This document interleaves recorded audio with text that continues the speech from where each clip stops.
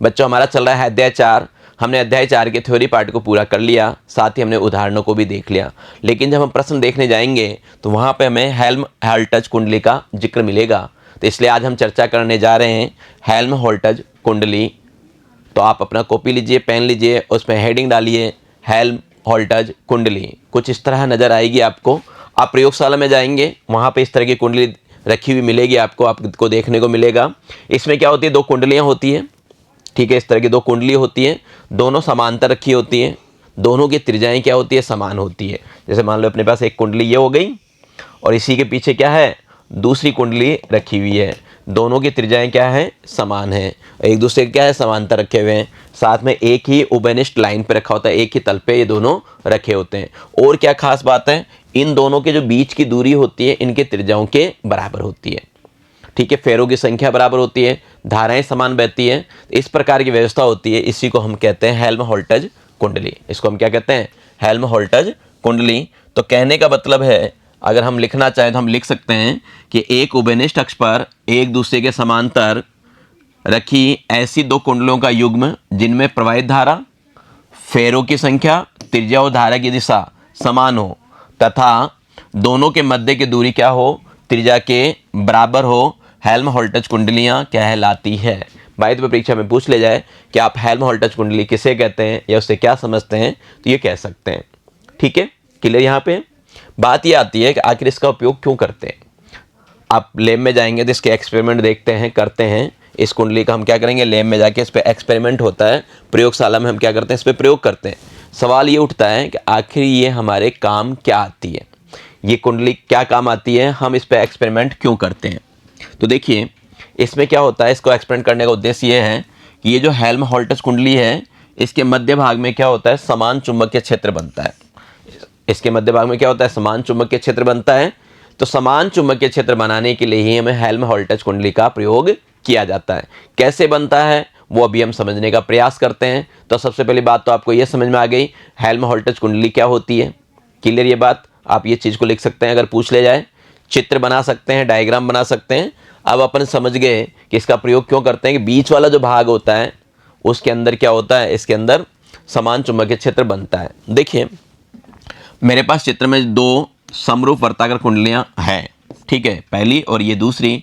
पहले का केंद्र C1, दूसरे का C2 और दोनों की त्रिज्या मैंने क्या मान रखी है, A मान रखी है। और इसमें जो घेरों की संख्या है दोनों में समान है, N है। और ये क्या है, इनको मैंने एक ही उभयनिष्ठ आधार पर समक्ष रखा हुआ है, आमने सामने एक ही आधार पे रख रखा है, ठीक है। यहाँ तक दिख ही रहा होगा आपको। और इन्हें हमने क्या किया, श्रेणी क्रम में जोड़ देते हैं।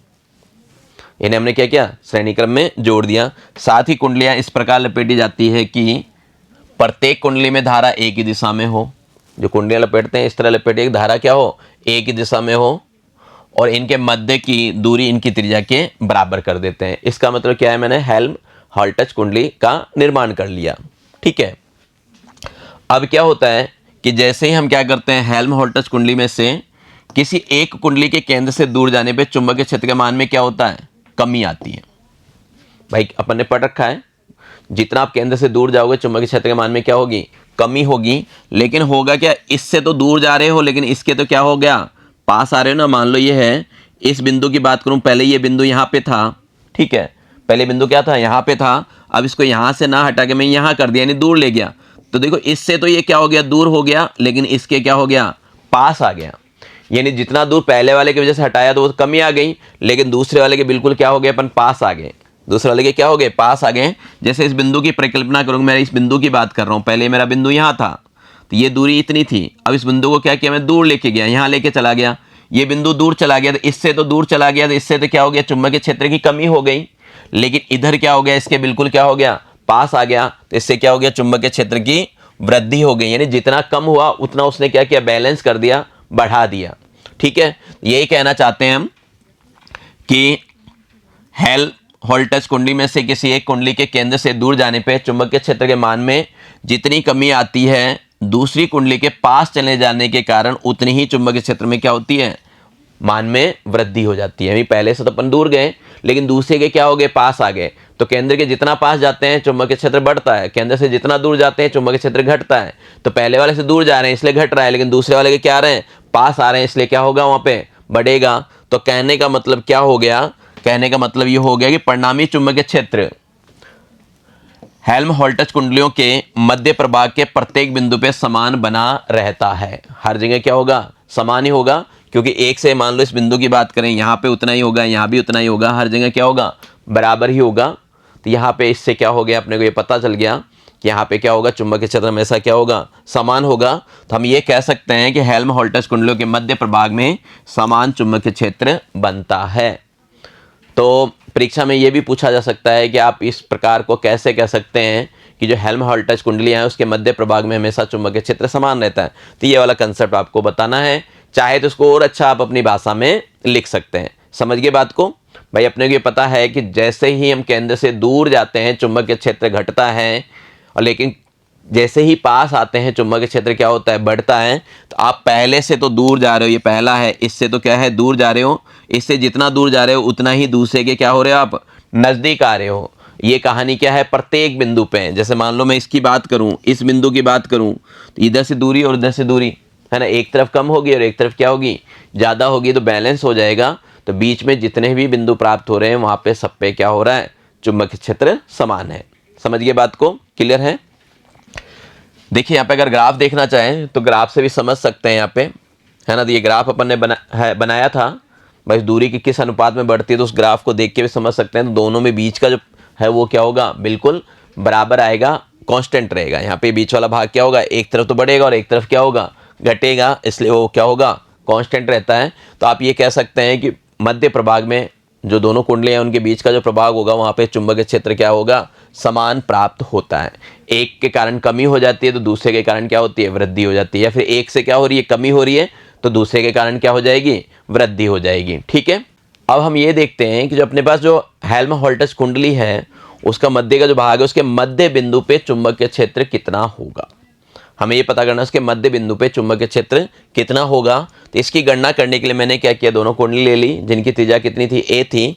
इन कुंडलियों के बीच की दूरी कितनी ले ली अपन ने, ए ले ली। ध्यान देना, इसकी बीच की दूरी कितनी ले ली, त्रिज्या के बराबर ली है। उसका मध्य बिंदु लेंगे तो मध्य बिंदु अपन ने ले लिया पी, यानी इस केंद्र से इसकी दूरी तो a/2 हो गई और इस केंद्र से इसकी दूरी कितनी हो गई, a/2 हो गई। तो जो फॉर्मूला होता है ना x, वहाँ पे क्या करेंगे हम, a/2 लेंगे। सूत्र तो आपको याद होगा, याद ही होगा सारा बी वाला। ठीक है, हमने ये मान लिया कि जो अपने हेल्महोल्ट्ज़ कुंडली है उसके कहते हैं पहले वाले के कारण dB1 और दूसरे वाले के कारण क्या है, dB2 चुंबकीय क्षेत्र है। तो यहाँ पे जो कुल चुंबकीय क्षेत्र है वो कितना हो जाएगा अपने पास, dB1 प्लस dB2 हो जाएगा। ठीक है, दोनों को क्या करेंगे, योग कर लेंगे। बायो सावर्ट का नियम याद ही होगा आपको, तो बायो सावर्ट का अपन क्या करें, नियम लगा लें।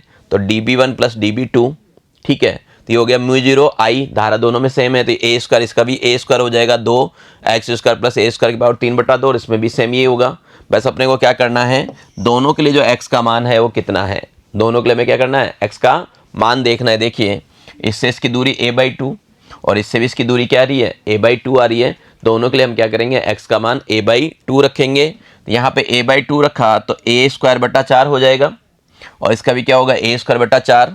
यहाँ देखिए अपने पास है a²/4 प्लस a²। अगर मैं इसको सरल करना चाहूँ तो क्या होगा, a² मैंने कॉमन ले लिया, 1/4 और 1 कितना हो गया, 4 लघुत्तम ले लो, 1 + 4 यानी ये आ गया बच्चों आपका 5/4 a²। तो ये क्या हो जाएगा, 5/4 a² हो जाएगा। और फिर काट के हल कर सकते हैं, तो इसको अपन ने काटा, ठीक है, तो ये हो गया 5/4 a²। इसको हल करें तो यहाँ हल करके बता देता हूँ आपको, ये पूरा हल कर दिया मैंने। देखिए कैसे किया, ये 1/2 है, ये 1/2 है, 1/2 और 1/2 मिलके क्या हो जाता है, 1 हो जाता है। भाई ये भी क्या है, हाफ है, ये भी हाफ है, ये क्या हो गया, मिलके 1 हो गया। चाहे तो अपन यहाँ पे ये भी लिख सकते थे, b बराबर म्यू 0 I a² और ये आ जाएगा आपके पास x² प्लस a² की पावर 3/2। एक साथ भी लिख सकते थे, इसको मिला के मैंने क्या किया, एक साथ लिख दिया। देखिए b बराबर है अपने पास, ऊपर तो है अपने पास म्यू 0 I a², नीचे है आपके पास 5/4 a² की पावर 3/2। पावर को अलग अलग लिखें, यह आ जाएगा म्यू 0 I a², इसको लिखोगे आप 5/4 की पावर कितना, 3/2 और a² की पावर 3/2। ये तो कट गया तो ये तो क्या आ गया, a³ आ गया।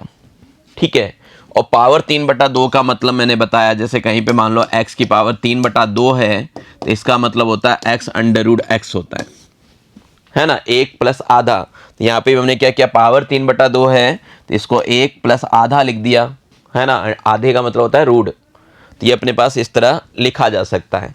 तो फाइनली जो इसको हल करोगे तो b का मान ये आएगा 8। देखिए यहाँ पे ये 4 है, 5/4 है, ऊपर ले गए, और ये 4 है अंडर रूट में, इसका क्या हो जाएगा, 2 हो जाएगा, ये 2 ऊपर जाएगा, 4 और 2 कितना हो गया, 4 और 2 को गुणा करेंगे तो 8 आ जाएगा। तो अपने पास फाइनली b बराबर आ गया 8 μ0 i बटे में 5√5a। ठीक है, 5√5a आ गया। तो आपके पास b का मान आ गया, ये अपने पास क्या आ गया, b का मान आ गया। अगर फेरों की संख्या n है तो क्या करेंगे, n से और गुणा कर देंगे, तो b का मान ये हो जाएगा 8 μ0 ni बटे में 5√5a। ठीक है, इसको और सरल करोगे, मान लो इसका √5 का मान रख देंगे, बिल्कुल सरल करोगे तो सरल करने पे आपके पास ये b का मान आएगा 0.716 μ0 i बटे में a। और फेरों की संख्या अगर n हो गई तो n से हम क्या करेंगे, गुणा और कर लेंगे। तो ये आपका क्या होता है, हेल्महोल्ट्ज़ जो कुंडली है उसके मध्य बिंदु पे चुंबकीय क्षेत्र का मान होता है। समझ गए बात को। अब मैं क्या करता हूँ, इसको 2 से ऊपर नीचे गुणा कर देता हूँ। 2 से अपन ने क्या किया, ऊपर नीचे गुणा कर दिया। देखिए जैसे ही मैं इसको 2 से गुणा करूंगा तो ये 0.716 है, इसको 2 से गुणा करेंगे तो 1.432 हो जाएगा। और नीचे मैंने क्या किया, नीचे भी 2 ले लिया, यानी ऊपर 2 से गुणा किया, और नीचे भी 2 से गुणा किया, यानी 2 से गुणा करना और 2 से भाग करना है। ऐसा करने से क्या फ़ायदा हुआ, ऐसा करने से ये हुआ, इस वाले को याद कीजिए, किसका सूत्र था, μ0 ni बटे 2a, केंद्र पे ज्ञात करने का था ना, तो केंद्र का ये b आ गया। तो इनमें आपस में क्या हो गया, रिलेशन आ गया, b बराबर 1.432 b, कहाँ पे, केंद्र पे। यानी हम कह सकते हैं कि हेल्महोल्ट्ज़ कुंडली में प्राप्त एक समान चुंबकीय क्षेत्र का मान प्रत्येक कुंडली द्वारा अपने केंद्र पर उत्पन्न चुंबकीय क्षेत्र के मान का कितने गुना होता है, 1.432 गुना होता है। ये रिजल्ट है इसका, यानी इसके जो केंद्र पे आ रहा है, केंद्र पे जो मान निकल रहा है उसका कितना गुना होगा, तो उसका गुना होगा 1.432 गुना। यानी ज़्यादा आ रहा है, 1 से ज़्यादा है ना, तो वहाँ पे चुंबकीय क्षेत्र क्या होगा, अधिक प्राप्त होगा। ठीक है, वैसे भी अपने को पता है ये चीज़। तो क्लियर ये बात, समझ गए बात को। चलिए अब बात करते हैं कि धारावाही कुंडली के केंद्र पे उत्पन्न चुंबकीय क्षेत्र की दिशा कैसी होगी, यानी इस पे जो दिशाएं हैं वो कैसी होंगी। तो देखिए आप दिशाओं को चाहे तो इस तरह याद कर सकते हैं, ये दिशाएं ऐसी होती है, ये साउथ के लिए दक्षिणावर्त और नॉर्थ के लिए क्या है, वामावर्त। इस डिजाइन को भी याद कर सकते हैं, इससे अपन को होगा। या शॉर्ट में आप दिशाओं को यूँ याद रखिए, क्या याद रखना है अपने को, कि चुंबकीय क्षेत्र की दिशाएं दाहिने हाथ के नियम का पालन करती है। यदि धारा दक्षिणावर्त है, धारा क्या है आपका, दक्षिणावर्त है, तो चुंबकीय बल रेखा कुंडली में क्या होगी, प्रवेशित करेगी। और यदि धारा आपका वामावर्त है तो चुंबकीय बल रेखा कुंडली से क्या होगी, बाहर की ओर निकलेगी। तो इसको याद रखना है अपने को। ठीक है, क्लियर। तो बच्चों आज की कक्षा में इतना ही, मिलते हैं आपसे आगे पढ़ने के लिए अगली कक्षा में। तब तक के लिए धन्यवाद, नमस्कार, आपका दिन मंगल में रहे।